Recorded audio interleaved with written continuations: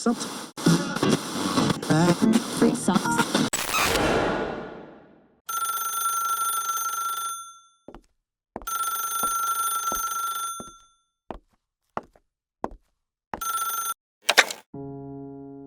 Hey, halo semuanya. Lo semua lagi dengerin gue, Gary Ardian. Di podcast kali ini gue tidak lagi sendirian karena sedang bersama Aku tapi via Zoom.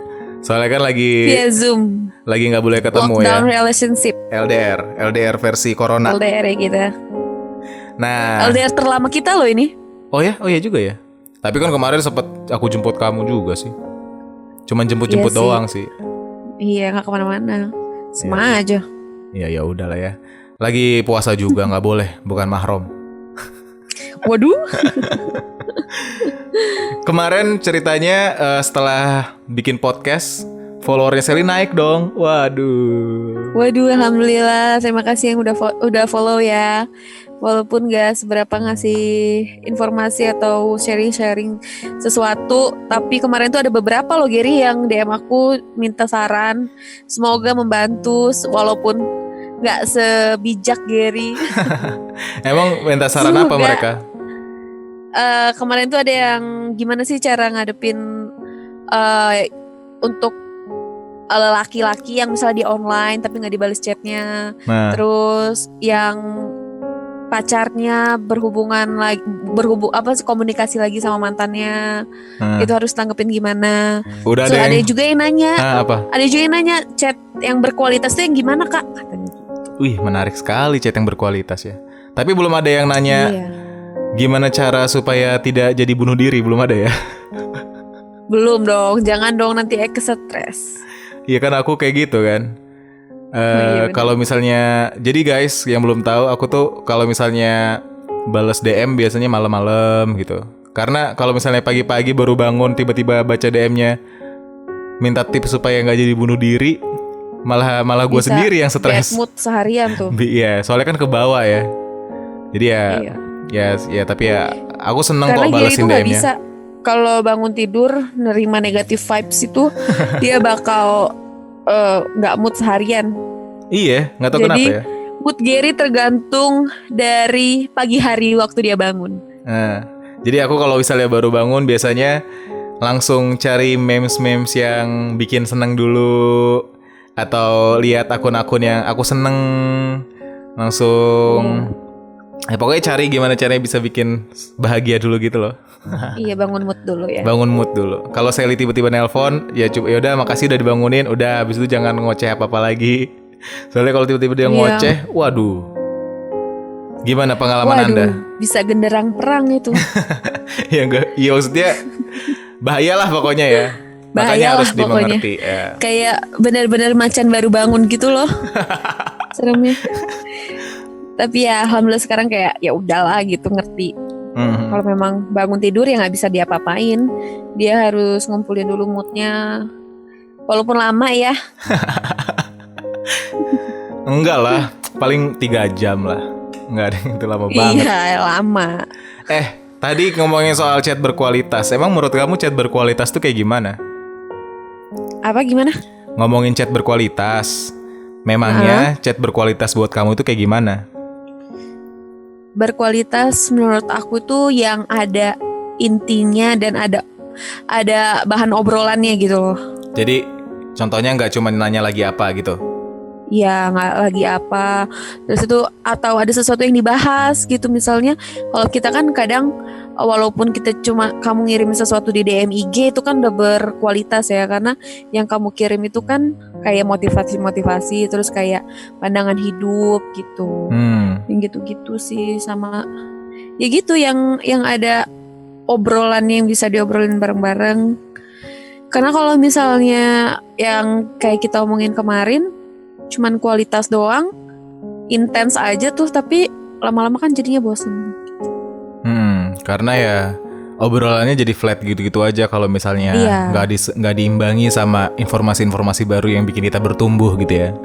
Iya, terus yang berkualitas juga tuh kayak misalnya gini, ceritain apa yang udah kalian laluin di satu hari itu.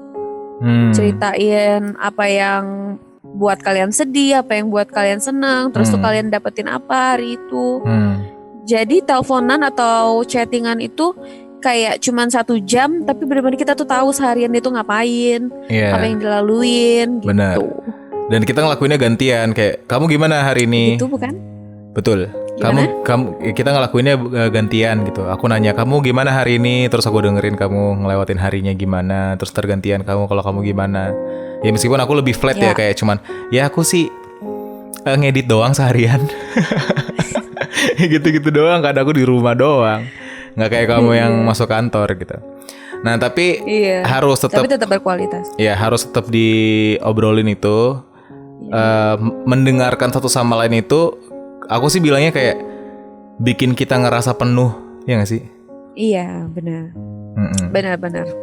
Setuju sih gitu. Jadi buat terutama kan cewek-cewek tuh yang butuh banget kabar cowoknya tiap hari, karena kalau misalnya nggak tahu kabarnya itu kayak negatif aja gitu kan.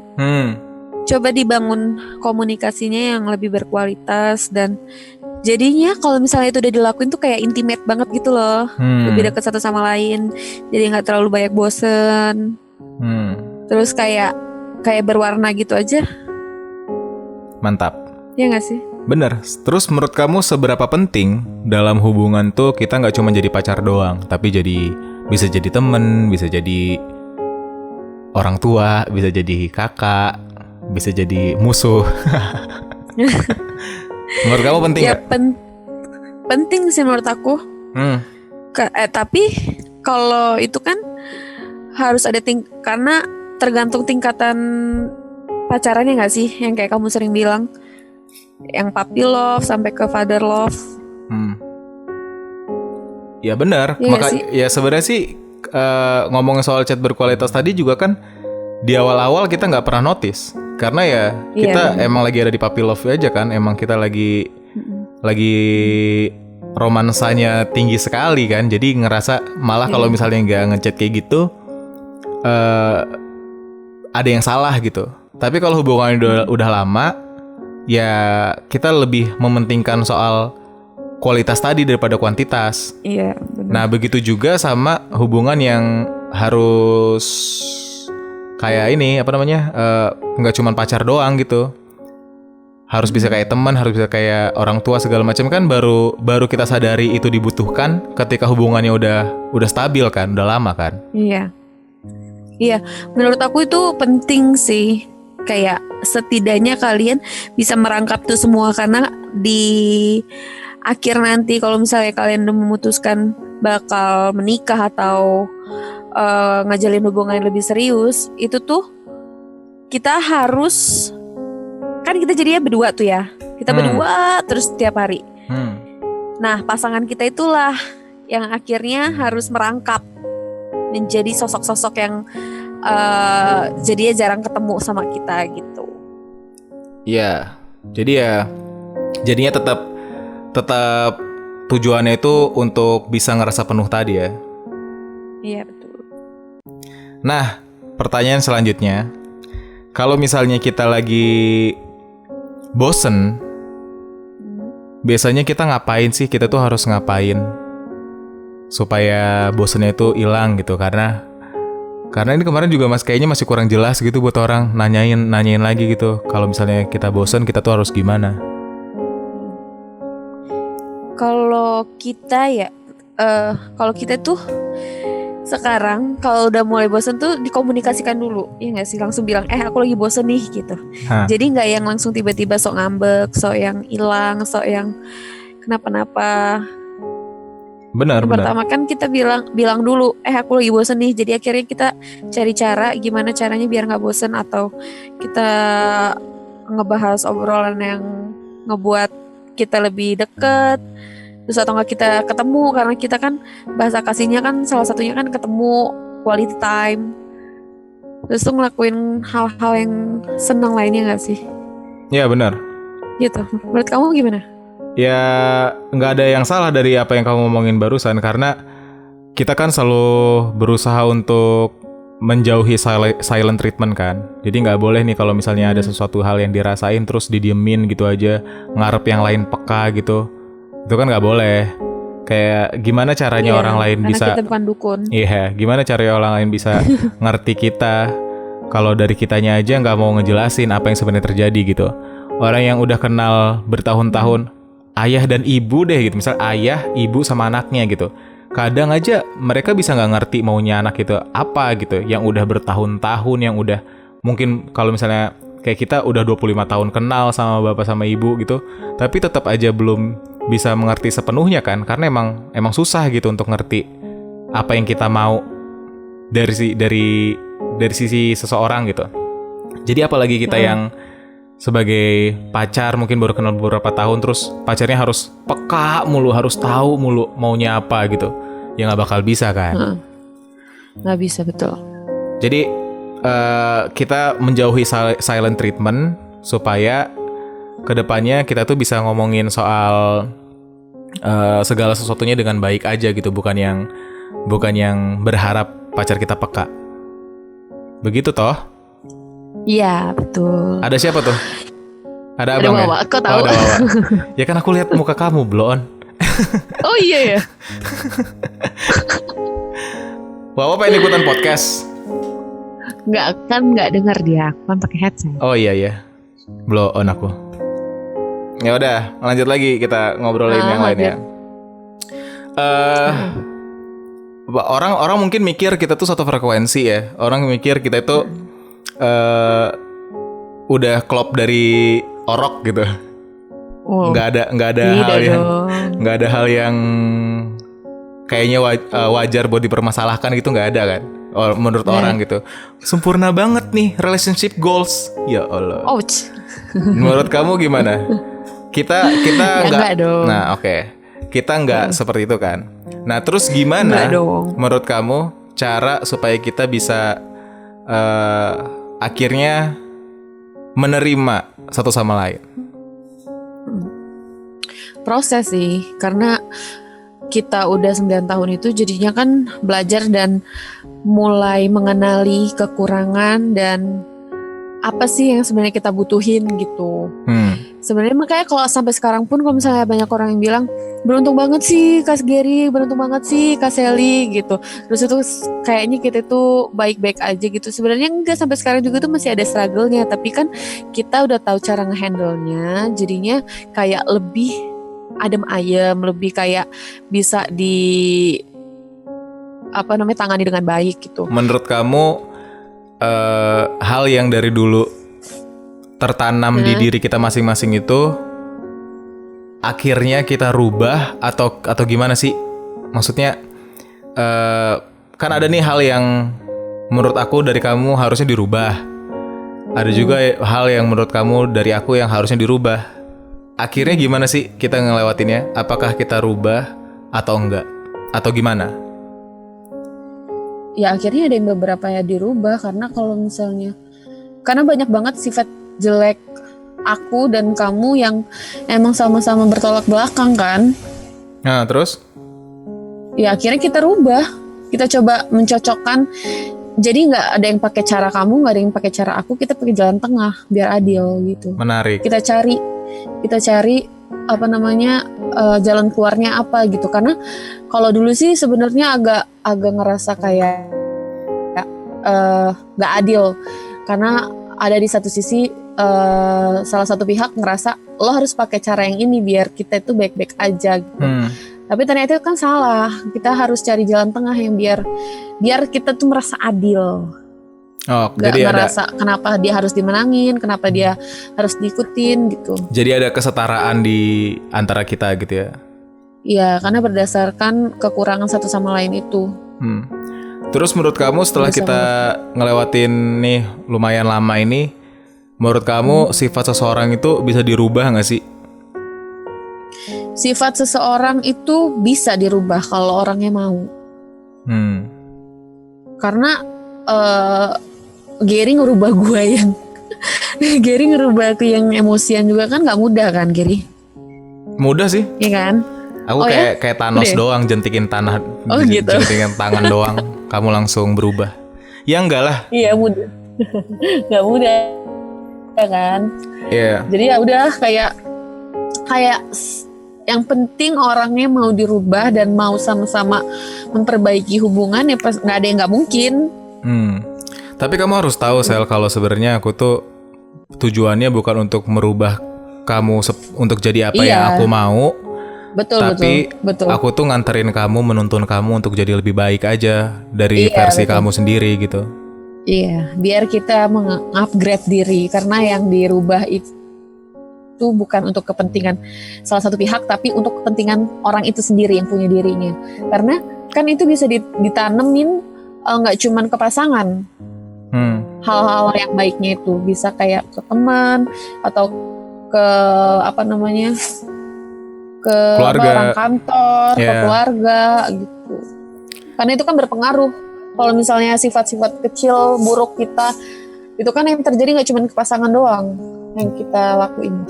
Jadi sifat yang dirubah di hubungan kita adalah sifat-sifat yang menuju ke kedewasaan gitu ya? Iya, betul. Jadi kalau misalnya karakter yang notabene sulit banget buat dirubah, kita ujungnya merubah atau menerima? Menerima. Iya nggak? Iya betul.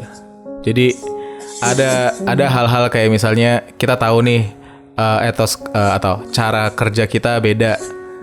Kita nggak bisa memaksakan hal tersebut kan, karena memang memang pada dasarnya kita dua orang yang berbeda.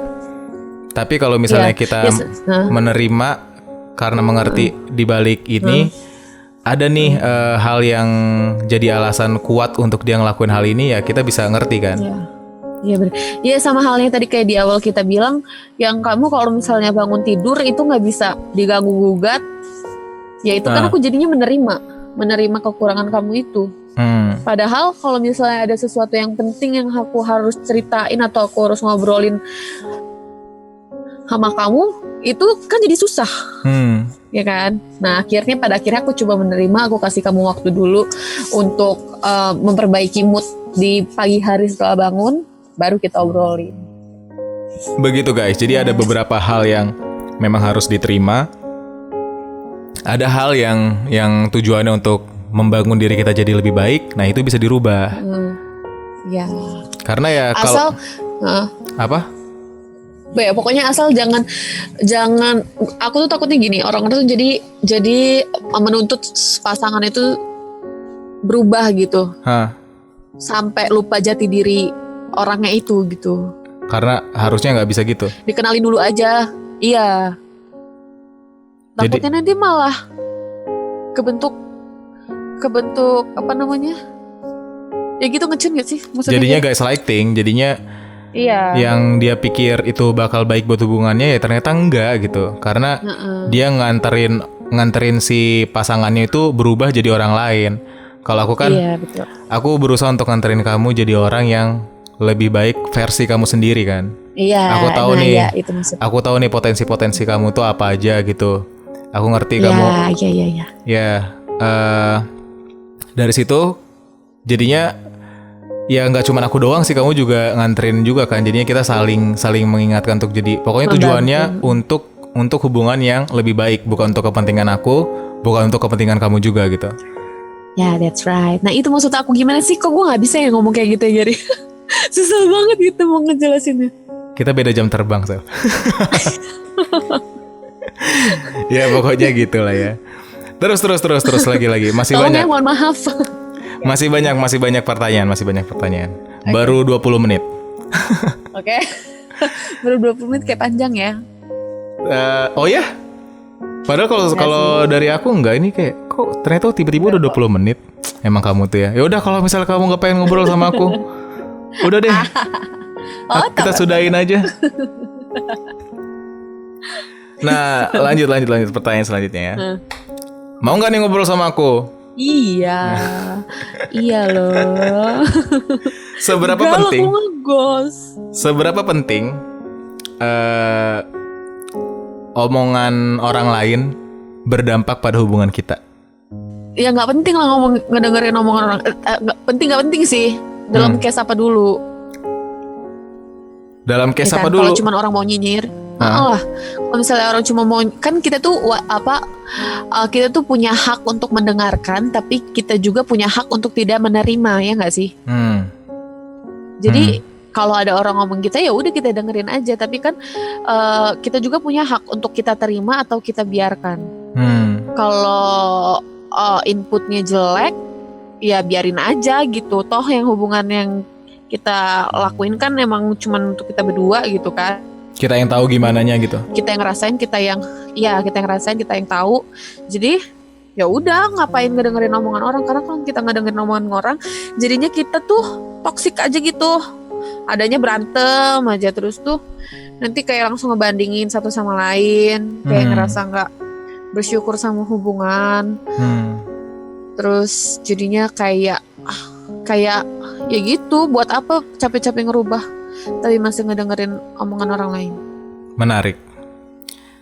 Tapi tadi omongan kamu yang ngomongin soal kita punya hak buat dengerin, tapi kita juga punya hak untuk nggak menerima, itu boleh dicatat sih buat yang dengerin. Karena ya kita juga harus punya, dari awal udah punya filter buat diri kita sendiri gitu. Kayak hal-hal apa aja yang mau kita dengerin dan yang nggak didengerin. Kayaknya aku pernah ngomong ini, kita tuh harus dengerin kritik, tapi yang berupa hujatan nggak apa-apa, dibiarin aja. Apalagi yang bisa ditanya ya? Gimana kalau ngomongin soal masa depan? Sejauh apa sih masa depan udah kita obrolin? Oh, masa depan kita sudah mempersiapkan dengan lumayan matang. Karena nggak cuma dari finansial, nggak dari self-development kita, tapi kita udah sampai ke parenting juga.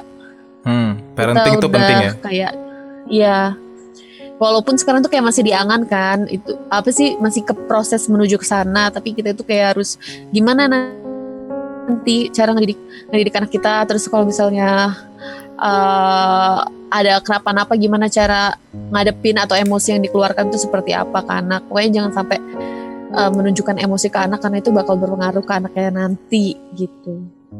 Betul, jadi kita udah sampai tahap ngomongin soal jadi orang tua yang baik itu kayak gimana gitu-gitu ya. Iya. Pokoknya hal-hal yang berhubungan sama masa depan, kita tuh rutin ngomongin itu guys. Kita itu karena kita tahu hubungan yang lagi dibangun tuh bukan untuk hari ini doang. Jadi ya sering banget obrolannya soal hal-hal yang kita tahu bakal jadi struggle kita ke depannya gitu. Kan nikah itu bukan pelarian buat kita, nikah kan tujuan kan. Iya. Jadi bukan yang kayak udah umur segini udah nggak tahu mau ngapain lagi, udah nikah aja gitu, bukan gitu. Kita tuh ngelihatnya kayak ya nikah itu kan pengennya sekali seumur hidup, terus jadi tujuan bukan pelarian. Jadi harus dipersiapkan sematang mungkin untuk ngomongin hal itu.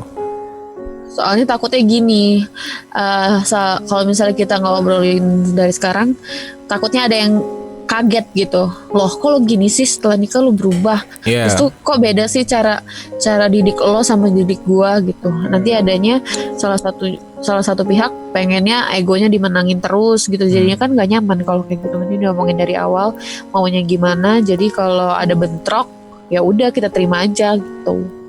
Setuju. Soalnya aku juga ngerasa kayak gitu kan. Kita emang harus kenal dari awal. Kita emang harus tahu nih apa yang pasangan kita bakal lakuin kalau ngadepin hal ini, hal itu gitu. Meskipun nggak mungkin mengcover semuanya, karena nanti pasti pernikahan juga pasti ada hal baru yang kita baru ketahuin. Cuman ya seenggaknya udah lebih dari 50% masing-masing dari kita tahu karakter masing-masing gitu loh. Iya, betul. Kayak si Sally tahu kalau aku bangun tidur kayak gimana pun, ya itu penting di pernikahan. Kayaknya kamu bakal sulit ngebangunin aku kan. Ya gitu. Pokoknya hal-hal kecil yang sebenarnya kalau di pernikahan itu kata orang-orang itu malah yang bikin ribut itu kan hal-hal kecilnya itu ya. Oh ya? Nah, aku belum pernah nikah jadi nggak tahu. Iya, maksudnya teman-teman aku yang udah pernah nikah gitu, mereka itu kayak setelenya anduk nggak dijemur aja tuh kayak bisa jadi bumerang, apalagi untuk orang yang sukanya bersih, sukanya rapi, itu tuh bisa jadi kayak keketelan tiap hari. Nah, itulah kita coba menerima, kita coba obrolin. Menarik. Buat kalian yang misalnya kan kita nih jodohnya kan nggak tahu tuh ya ada yang 3 bulan ketemu langsung dapet, langsung nikah, atau yang setahun pacaran langsung nikah 9 tahun atau berapa lamanya. Mendingan sebelum menikah, memutuskan menikah, diomongin baik-baik gimana cara kalian menghadapi sesuatu, terus gimana cara kalian sifat-sifat buruk kalian, biar nggak kaget nantinya pasangan kalian kalau tahu waktu udah hidup bersama. Terus tuh yang paling penting gimana cara kalian untuk mendidik anak kalian kelak gitu. Gokil. Kita mau punya anak berapa Karena sih? itu penting. Gak tahu ya, itu Allah yang menentukan. 1 aja lah ya. Bisa di kembar aja, kembar. Kembar. Nah, kembar. Nggak ada. Kamu harus nikah sama orang lain. Aku nggak ada keturunan kembar. Ya udah. 1 aja ya. Ya 1 aja lah. Gak tahu ya kalau nambah.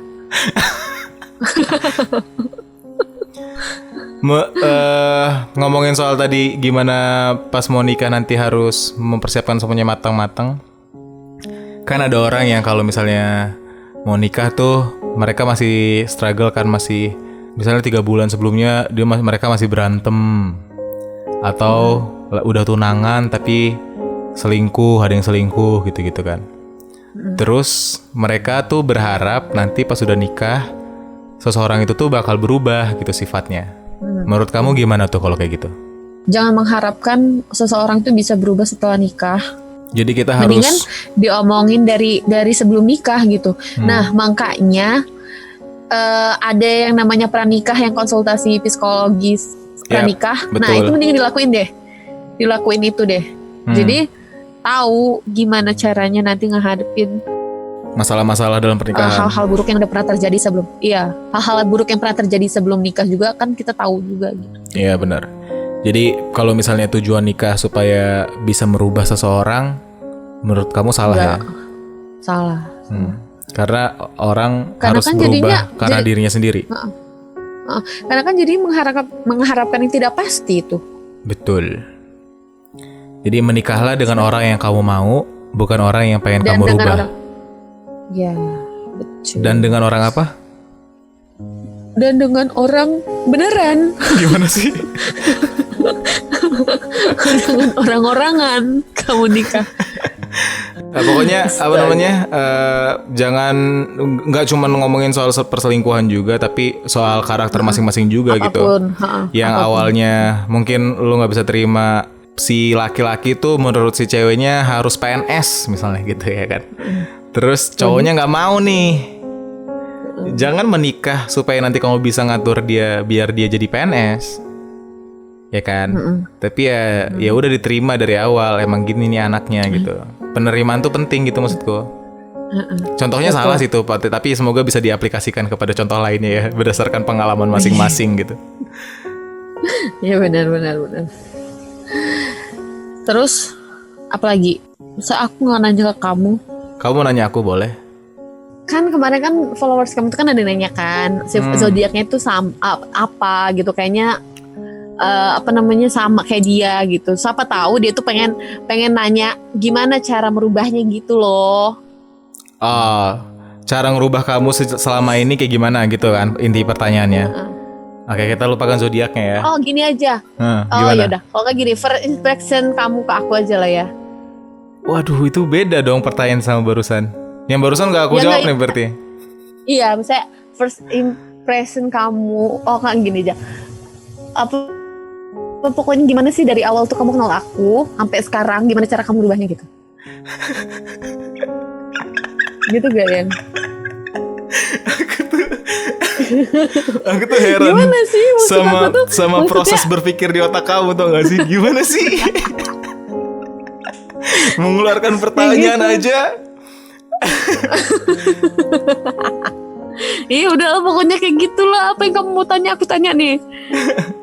Iya pokoknya kamu tuh kok kamu jadi nggak pede. Maaf ya. Pokoknya gini, menurut kamu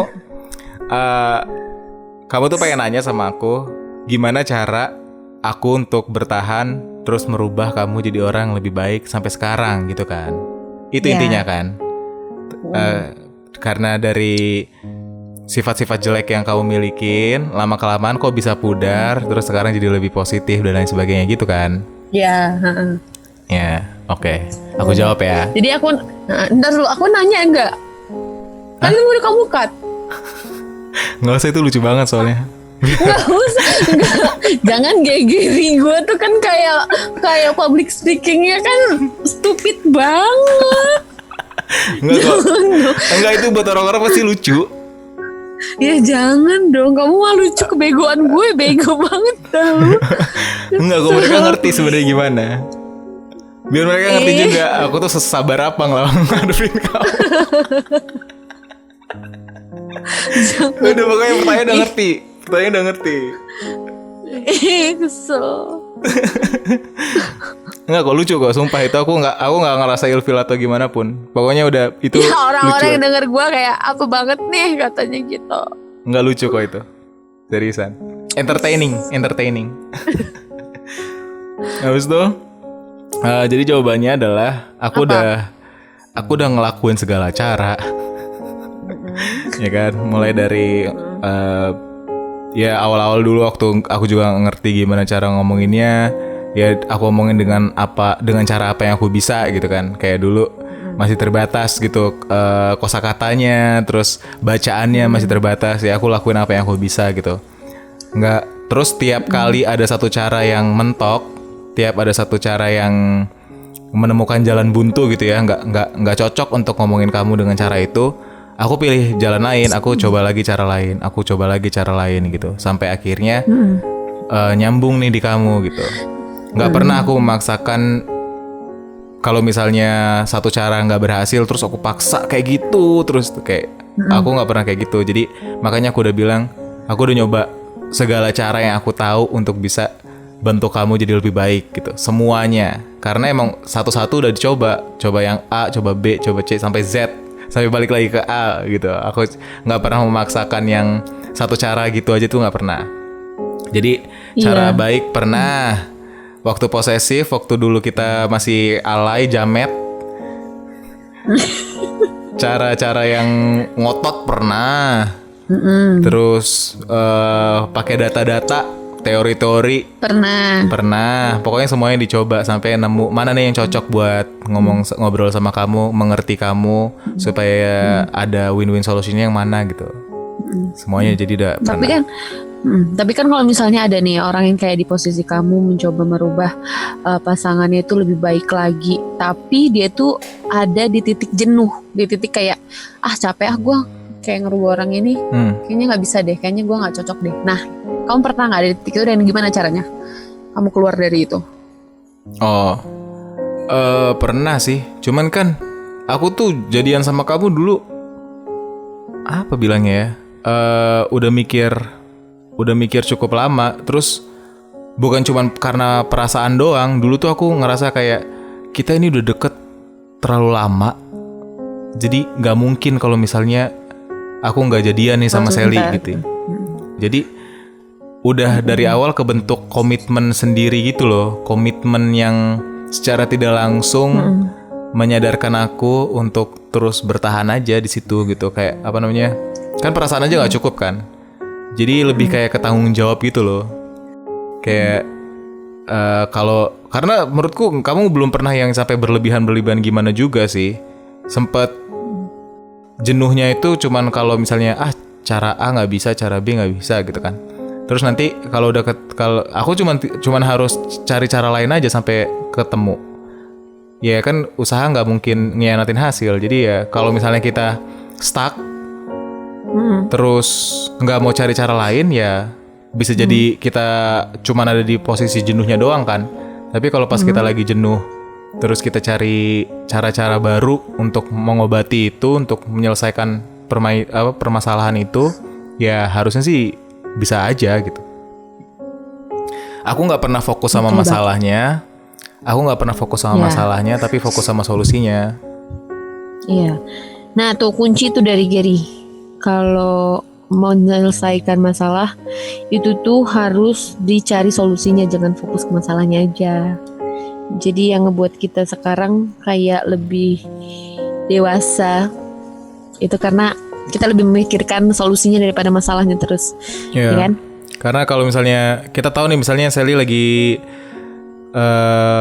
Looping. tiba-tiba ngomong, kita kapan sih nikah gitu. Tiba-tiba nih kan beberapa kali sempat gitu kan. Terus aku tuh nggak yang kayak oke, Sally langsung ngeladenin Sally untuk ngebahas itu, tapi aku cari tahu dulu nih di balik itu kenapa sih Sally gitu kan. Kok tiba-tiba nanya ini gitu. Nah, aku tahu kalau Sally lagi baru mendengarkan omongan orang lain, jadi lagi ngerasa down aja karena perbandingan itu. Nah, gara-gara itu yang dibahas solusinya adalah ke arah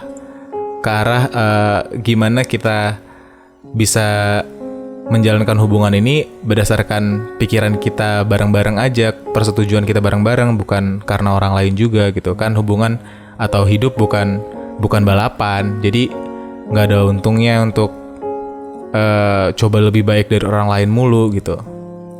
Pokoknya yang dibahas justru malah itu, bukan jawaban jawaban dari pertanyaan Sally kapan nikah gitu.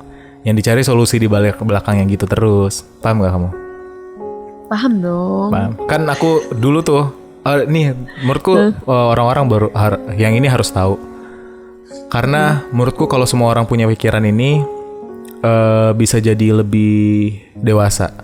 Menurutku doa aku yang paling aku syukuri dikabulkan sama Allah, sama Tuhan, adalah doaku yang minta untuk bisa lebih peka dibanding orang di sekitar aku.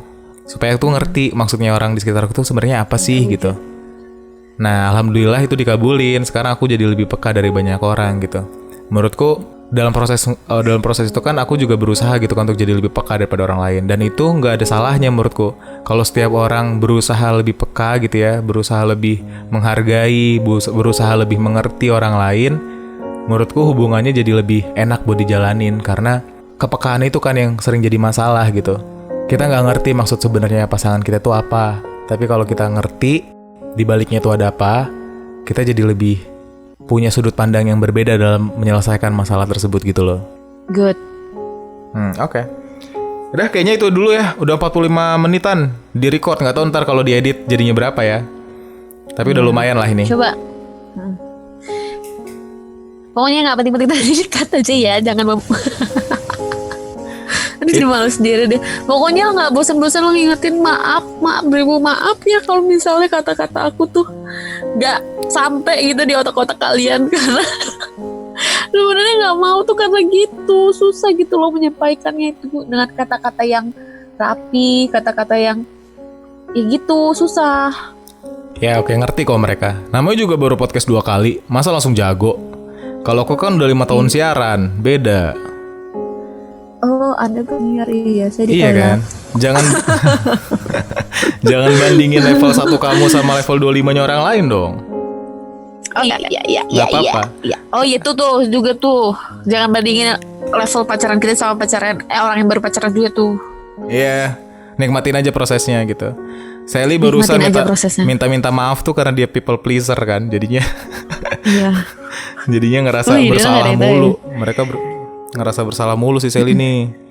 Jadinya padahal kan entertaining kan guys. Orang-orang ini pasti ngerti kalau misalnya tadi tuh menyenangkan, seru aja. Mereka pasti ketawa-tawa dengernya. Kamunya aja jangan. Yeah. Pokoknya nggak apa-apa. Iya, aku percaya diri kok. Mantap. Dengarkanlah. Ya udah. Ya udah. Oke. Ya udah, bye. Kalau begitu, terima kasih buat kalian sudah dengerin. Ya, bye-bye Sally. Bye-bye Gary. Bye-bye semuanya.